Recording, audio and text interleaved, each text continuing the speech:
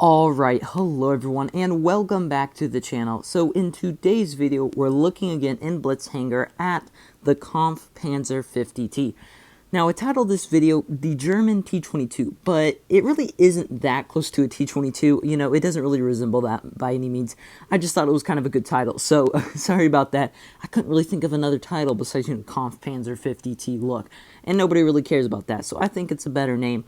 But yeah, Kampfpanzer 50T basically is a German tier 10 medium tank that should be a premium, I think, coming into the game sometime this year, probably over the summer sometime. And it has a 320 alpha gun, 1800 HP, penetration of 215 millimeters, 3,305 DPM.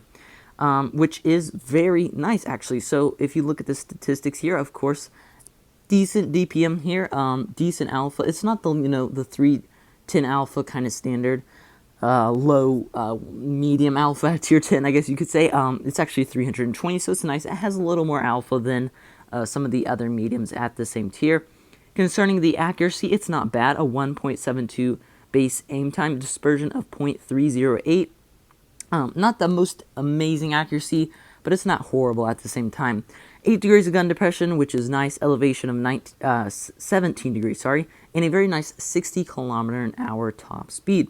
So all these statistics here, they look pretty decent. So we'll go ahead and jump into the armor profile and try to figure out if this tank will be worth it. So when you're looking at the tank, it kind of resembles almost kind of a Leo PTA, kind of almost like, I think, the turret, if you squash down the turret and made the, front kind of angles. I don't know if I'm saying anything to you guys, but if you kind of understand what I mean. But if you get into the armor profile here, you're seeing a very nice turret armor here around the manlet. It does get much weaker off here to the side. I think this is a really weird armor layout. Like, why is it so much less up here compared to down here? Like, you can't pin here, but you can easily pin there. I guess if you're, moving your turret around, the armor does, go from anywhere from, easily pinnable to a very hard penetration. So I guess if you kind of wiggle around like this, you'll be able to bounce, but also you don't want to over angle too much because the sides of the turret, of course, are very weak as well. As you can see, only around 100 millimeters of armor on the sides of the turret there. So when you're facing down now forwards, oh man, if I can grab this gun, there we go.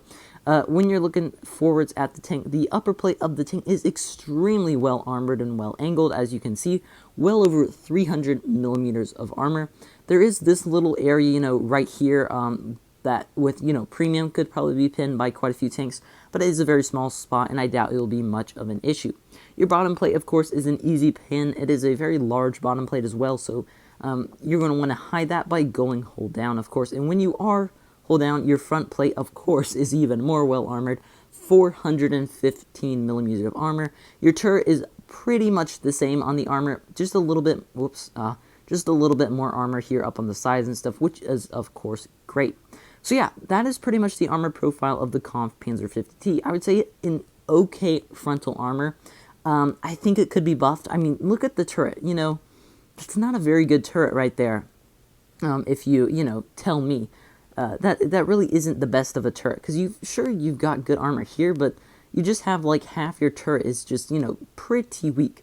It does have good frontal plate armor, I would definitely say, on this tank, kind of similar to a T22's frontal armor, where, if you go kind of in from one side like this, it's weak, but the other side is super troll, so if you wiggle, you're going to be bouncing a lot. That's kind of why I named this the German T22, even though it really isn't. It doesn't have any spaced armor on the sides, of course, only 70 millimeters of armor. They're going to be HE'd all day, along with the back, which only has 20 right here. Wow, that is barely any armor.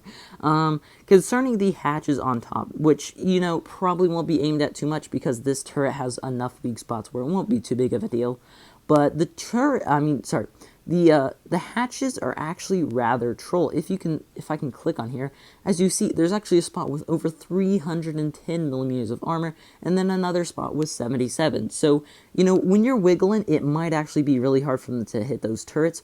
But of course, like I said, I doubt they're going to be going for those cupolas on top.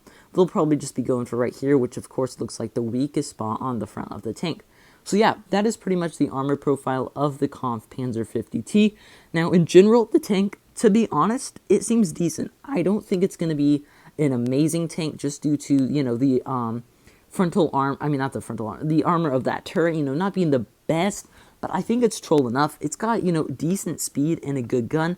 I feel like it's going to be a little bit of a slower Leopard with a little bit less DPM, but better armor. So, you know what? That's kind of what this tank feels like to me. Or you could say, like I said, a German T22 with, you know, less armor or something like that. But I actually doubt that. So, yeah, that's going to be the Kampf Panzer 50T. I hope you guys enjoyed this video. It looks like it'll be a decent tank, to be honest. I'm actually kind of looking forward to this, just because it seems, like I said, now that I think about it, kind of like a Leopard 1 with a little bit of armor and a little bit just worse gun and worse, you know, mobility. But in general, a pretty decent tank. So yeah, I hope you guys enjoyed the video, and I'll see you in the next one. Bye.